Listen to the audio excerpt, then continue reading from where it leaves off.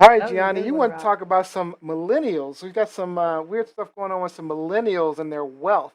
Is this truth, Can lies, or you tell me shenanigans? what the age group is for millennials? I don't know.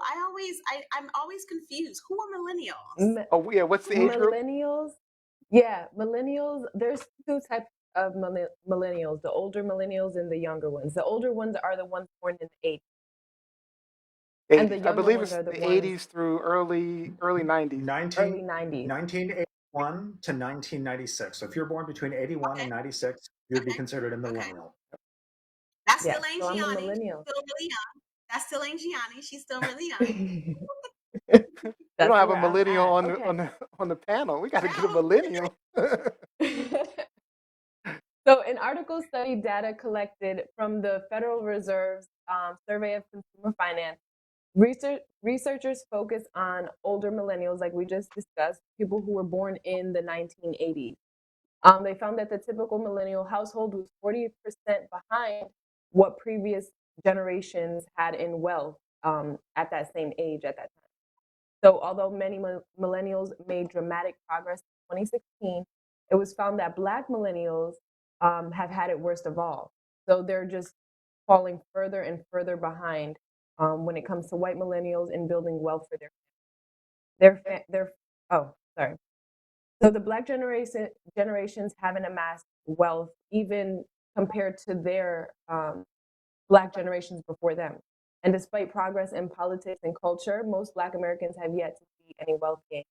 The typical white millennial family has about 88,000 in wealth, and the typical Black millennial family has about 5,000 wealth. So the potential factors for the difference in white and Black millennial wealth, researchers found that first, white millennials are more likely to have parents that have wealth or their benefit from their like wealthy parents. So about 80% of Black millennials with at least a bachelor's degree still have student loan debt, and compared to their white counterparts. Their parents have more resources as well, and white millennials are also more likely to own assets like stocks and homes. So, my question, what are we going to do about this millennial wealth gap between Black and white Americans? What are we gonna do? Let's start with Robbie. What do you think? Huh. Well, wealth and resource distribution hasn't really evolved in tandem with the industrial and the technological revolution, which is a contributing factor, a big contributing factor, in my opinion. Um, its automation has eliminated a lot of work at the lower level, so people without a bachelor's degree are finding that a lot of these jobs are taken up with automation. Um, we need to be moving more towards a common good because capitalism is failing the world, and your story is just another element that demonstrates this. Historically, Caucasian Americans have controlled the wealth in the United States. They've had better financial supports than their African American counterparts. There haven't been roadblocks like Jim Crow in their way. And under that climate, many Caucasian families were able to enrich in themselves. And this presents more opportunities for their families, their children, to grow the wealth collectively. Um, and I know through conversations with my co host that this is something that needs to be changed in African American culture, just to be talking about your wealth, building wealth, the importance of building that credit. But when you're competing for those jobs initially, there's a real challenge there for sure, Johnny. And I know that for myself, I was fortunate enough that my parents worked hard and invested. And when it came time for me, as soon as I got my first job, they're like, hey, you need to take out a bank loan. You need to start building your credit, your wealth immediately. Um, so, I mean, I was fortunate enough to get those lessons early on. There's a lot that needs to change with modern capitalism because it's a failing endeavor. It Agree. really, really is. I agree with you. Yeah. My thoughts. It's as Robbie was saying. We Black families don't teach their children about wealth in general. businesses, buying houses, real estate, uh, life insurance. Life insurance is one of the biggest ways that um, families can pass on wealth. But I remember I sold life insurance for a very short period in my life, and I learned a ton though about wealth, money management, and I mean that's what I got out of that. I mean, I would go to talk to a black family, and black families were scared to talk about life insurance because we're talking about death, right? What's going to happen when you die? You know, whereas you go into a white family home or sit down with a white family and they get it. It's like, boom, yes, I need life insurance because I want my children to be taken care of. I want, it's not about the fact that I'm dying. It's about the fact that I'm taking care of my children. And the mindset is so different. I mean, and this is from experience. This isn't something I'm talking about from outside looking in or anything like that. This is from experience. This is what I experienced. And but it's just because those are not the conversations black families tend to have. You know, many white families will like Rabi set up you know, college funds for their kids. They'll set up, of course, life insurance. They'll talk about it at the dinner table. These are important conversations that we never had. But in addition to that, our parents never had it either. Those conversations. So those conversations never happened to them, so they don't even know to have those conversations. They would half the time they didn't even know what to say. I mean, fortunately, I know what to say to my kids. I have kids, but you know, and I still I don't know everything. So I don't know enough. You know, I don't know enough. I'm not wealthy by any stretch of the imagination, and in addition to that, a lot of this is residual from being held back from slavery and things like that. Exactly. That's Right. where it's So yeah. that's where it starts. And I feel like I understand the point of these conversations, the point of these statistics, but America doesn't acknowledge how ridiculous the notion is that Black folks are just going to catch up Yep, in a decade, in 2 decades. that can happen. We have, for at least 2 centuries, but beyond that, but at least 2 centuries, dealt with a government that was complicit in subjugating us and keeping us down. I'm talking about redlining. I'm talking about lack of access to education. I'm talking about banks that wouldn't, allow us to have accounts, wouldn't allow us to have loans. So no, parents weren't talking about wealth, residual wealth, ownership, because they weren't allowed to own. Like if you could rent a property, you were good. You were fortunate. And so yeah, my parents owned our home. My dad's mother owned the home first. And when she, right before she passed away, she, gave the home to my father. And so he owned the home with my mother. However, my mother got bad advice about the home. My mother took out one of those what is it called? API Now those no, no, annual. no. Is it a reverse mortgage? What is it Oh, a called? reverse mortgage. Yeah. Ooh, And Jacqueline Robinson, if you're those can watching, work in some situations. I just want to say, but but in that most that it doesn't.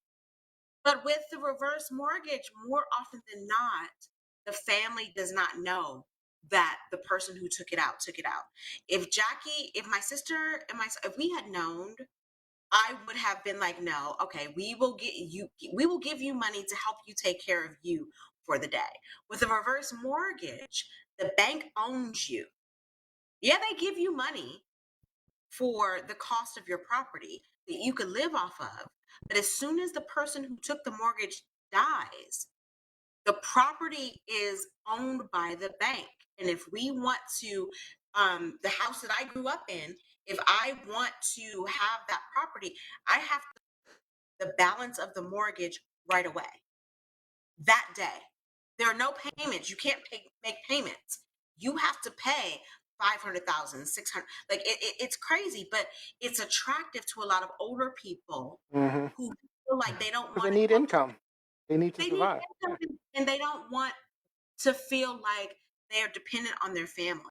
Yeah. But a lot of these conversations that aren't had in the Black community are because of, and when I say ignorance, I don't mean it in a negative way.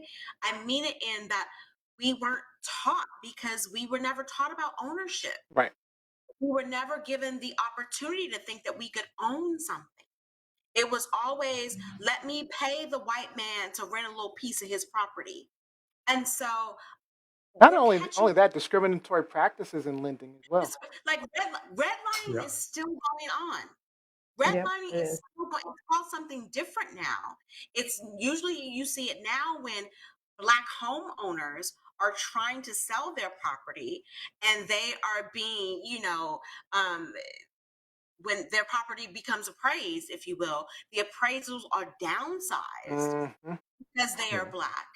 But it's not a fair game. And so all of these things come into this particular issue about millennials not having the same amount of generational wealth, if you will, the same amount of It's to good be credit. expected, really. It's because everyone expects us to, play catch up as a people, as a community in like 20 years. Okay, you free. You supposed to, get yourself together. Well, how long did it take you to subjugate us? Yeah. We And the talking good thing hundreds is, of. I mean, the positive is there are improvements, right? But it's not surprising. Millennials have been taking advantage of the ability their parents' ability to make money as well. So it's just the advantages are overwhelming, um, and I'm not surprised by it. But Gianni, I wanted to give you a minute or two, well, a few, at least a minute to kind of share your thoughts. I feel, given the numbers, given the statistics, obviously we're not surprised. We know why we know all the factors that contribute to it. I feel like Liz said, you guys they're so concerned with providing us these numbers, but there's no solution. Like, are we going to, because there was such a disadvantage to us, well, really oppression completely, to Black people or minority groups? Are there going to be, like, is there going to be some type of advantage? I'm not talking like reparations, I think they're called. I'm not talking that, but just where is the advantage for us to catch up? It's not like a cry for help, but it's just kind of like, I don't know. I mean, they tried What with is affirmative the distance action, but I don't doing? think affirmative action was really enough. Well, also, and Yeah, Gianni mentioned reparations. I mean, I don't think that there are going to be any reparations that I see in my It doesn't make lifetime. sense at this. But as yeah. as I look at my own personal situation, like, did we talk about, financial growth, financial responsibility in our house a lot? Not as it related to real estate and property. However, my parents were very strict about spending, about being frivolous with money, and I just didn't listen. Like my current financial situation, whereas, I'm glamorous in, the possessions that I own, possession minus property. Like, if you saw my closet, you would think I was like a Kardashian or J-Lo or something like that. However, that's on me. That's not really on my parents. I often get asked, because my dad died right before we graduated high school, and I was very close with my dad. And so I often get asked, would your dad be proud of you if he saw you? And I'm like, yeah, he would be proud about a lot of things. But the first thing that would come out of his mouth, if he were to see my closet, if he were to see my possessions, I would get a full lecture, because he would just be like, you have all of this stuff, but you don't have any stuff. Mm. And that's on you. Yeah. And so there are a lot of us that don't pay attention to it, because we grew up seeing what everyone else had on the outside and Yeah, wanting to get some of that. yeah, So it's a lot. It's a lot that goes into this topic. It It's a is. lot that goes into it this is. topic. Good choice of topic. So, like when it says, this Very depends good. on one's economic background as well. My grandmother wouldn't stop talking about this kind of stuff, but as a whole race of people, Black people were prevented not just by Jim Crow. Look up the New Deal. Jim Crow Mm, aside, USA through the Federal Housing Administration (HUD) had approximately 35 years of overt deed restrictions that disallowed sales to Black people. And redlining is still a thing. It worked in the 90s. It was I was 20 years Yep. old then, and it's still a thing. Yep. And Jacqueline Robb said, let's talk about those restrictive covenants that still exist in some of those deeds, particularly in high income neighborhoods. Yeah, so I Mm, mean, the for sure. community's been disadvantaged for years, in addition to the lack of knowledge. I mean, when you can, but I still think knowledge is the key because as what you don't know, people can take advantage of you and get over on you. The less you Knowledge know, is definitely the key. Definitely the key. But I think for our parents, it wasn't just lack of knowledge. They were working on survival. Like they hmm were trying to It was survive. a different, yeah, yeah, it was a Yeah. different thing. It was, yeah, Yeah. it was, I think the knowledge thing would trickle down to our generation, Neo, where, okay, I had this knowledge and I chose to, rebuff it. I I chose mean, to not pay attention to it. let me give you. So my first car was Ford Escort, right? And I had no knowledge of like interest rates and you know payments. I just know, okay, this is what I can afford, this is what I can pay. I had no knowledge of like how it worked. They got over on me big time. I mean, my payments were like super high, and I think my interest rate was like 11, 12%, some ridiculous amount. And eventually the car got repossessed. Um, and that was, and that stayed on my credit for years. And I didn't even know how significant an issue that being on my credit would be. I was just Yep. like, I can't pay the car. And then so for years, I paid for it trying to improve my credit, right? Just because of this lack of knowledge. And I mean, it was just had came down to a lack of knowledge and understanding of these things. Once I understood these things, I'm like, oh my God, if I had known. But Neo, so I'll give you another quick scenario. So I've never in my life had a driver's license. Everyone that's close to me knows I don't have a driver's license. I've driven without a driver's license, but I've never owned a Me car. too. I've driven across the country without a car. I've driven from Colorado to DC with Corbin Ruth, Mullenix, Goldstein without a car, right? But the reason why I don't have a driver's license is because not because we didn't have cars in our house. My dad always had a car. By the time I was 14, my sister had a car. So I grew up in a house with two cars. But my thinking, my possessive, kind of conceited thinking, if you will, I told my parents on my 16th birthday, I'm not getting my license if I don't have a car in the driveway. No, no car of my own in the driveway. And I didn't want a used car. I wanted a new car. And I think my dad was just like, okay, I'm just going to throw her to the wolves. Like, I could do nothing else with her. That was just me being spoiled and believing that I was owed something. And so from there, I And that never is got a driver's. that's a common thought Yeah, in the community as exactly. well. I've always felt like I've been owed something. It's a And so common fortunately for me, all of my friends have always had amazing cars and have been willing to drive me wherever. Now we have Uber, your so first. I can, I've never had a license, ever, ever. And Yeah, I probably will never get one. my brother's the same way. He You won't don't do it need either. it. Really? All right, that was I'm actually a like, really good hot topic. That was great discussion, guys. Great discussion. Thank you, Johnny. Truth, lies, shenanigans. All right, last one's me. I'm talking about them. I'm gonna make this quick, but I'm talking about these idiot Republicans, and this is straight up shenanigans. So one of Joe Biden's initiative to help bridge the gap that we've been talking about, created with the years of racism and the wounds reopened with the